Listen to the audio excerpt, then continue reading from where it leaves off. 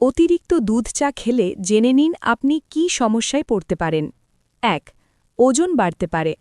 দুধের চায়ে চিনি থাকে, বেশি খেলে ক্যালোরি বেশি হওয়ায় ওজন বৃদ্ধি পেতে পারে। ২. হজম সমস্যা।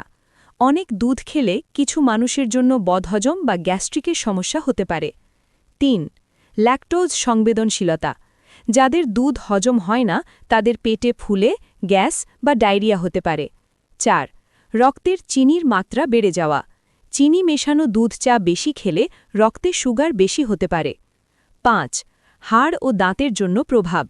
দুধের ক্যালসিয়াম ভালো হলেও অতিরিক্ত চিনি থাকলে দাঁতের সমস্যা হতে পারে।